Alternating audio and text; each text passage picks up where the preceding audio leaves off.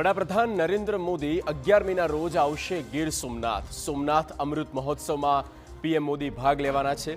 હેલીપેડથી સોમનાથ મંદિર સુધી યોજાશે ભવ્ય રોડ શો। સુરક્ષા એજન્સીઓએ રોડ શો રૂટની સમીક્ષા કરી છે અને રોડ શો બાદ વડાપ્રધાન મોદી કરશે મંદિરમાં પૂજા આરતી। અમૃત મહોત્સવમાં ભાગ લેવા આવી રહ્યા છે પીએમ મોદી।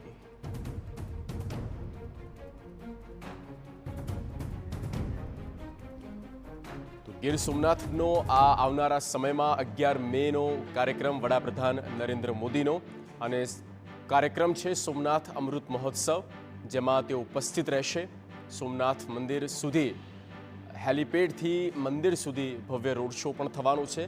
રૂટનું નિરીક્ષણ રાજ્યના નાયબ મુખ્ય પ્રધાન અને ગૃહપ્રધાન હર્ષ સંઘવી કરી રહ્યા છે અને સમગ્ર પરિસ્થિતિ નિરીક્ષણ તેનું કરી રહ્યા છે। વિરાસતથી વિકાસના 75 વર્ષનો અમૃત મહોત્સવ સોમનાથમાં યોજાવા જઈ રહ્યો છે। ત્યારે આપ જોઈ શકો છો તે પ્રમાણે હેલીપેડથી રોડ શો છે તેનું આયોજન થવાનું છે કે જે સોમનાથ મંદિરના હંમેશા સર્કલ સુધીનો 1.5 કિલોમીટરનો રોડ શો છે। 1.5 કિલોમીટરનો રોડ શો યોજાવાનો છે અને ત્યારબાદ વડાપ્રધાન સીધા મંદિર જશે, મંદિરની અંદર પૂજા અર્ચના કરશે અને ત્યારબાદ સભાને સંબોધશે। સીધા દ્રશ્યો છે તે આપ જોઈ શકો છો કે સતત જે સમીક્ષાઓ છે સમીક્ષા ચાલી રહી છે। સતત એસવીજીની વાત કરવામાં આવે કે સ્થાનિક પોલીસ તંત્રની વાત કરવામાં આવે કે વહીવટી તંત્રની વાત કરવામાં આવે, સમીક્ષાનો દોર છે તે ચાલી રહ્યો છે। કેમ કે જ્યાં એક તરફ બંગાળની અંદર નવા રાજકીય ઇતિહાસની શરૂઆત થવા જઈ રહી છે, રાજકીય વારસાની શરૂઆત થવા જઈ રહી છે, તો ત્યાં સોમનાથની અંદર વિરાસતનો જે વારસો છે તેની ઉજવણી થવા જઈ રહી છે। અનેક લોકો આપણી સાથે જોડાયા છે, એની સાથે સીધી વાત કરીશું। કૌશિકભાઈ, જે રીતે વાત કરવામાં આવે કે વિરાસતના જે 75 વર્ષની ઉજવણી થવા જઈ રહી છે, વિરાસતથી વિકાસના 75 વર્ષ કઈ રીતે જુઓ છો?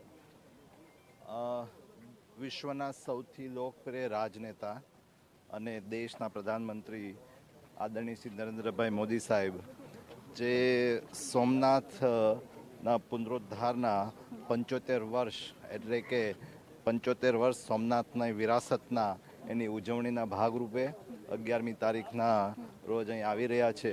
ત્યારે ખાસ કરીને આ કાર્યક્રમ વિશેષ એટલા માટે છે કે આઝાદી પછી વેસ્ટ બેંગોલમાં જે અરાજકતા અને અન્યાયનું એક વાતાવરણ હતું તેની વિરુદ્ધમાં એમ કહી શકાય કે ખરા અર્થમાં બેંગોલને આઝાદી અપાવવાનું કામ દેશના વડાપ્રધાન શ્રી નરેન્દ્રભાઈ મોદી સાહેબે કર્યું છે।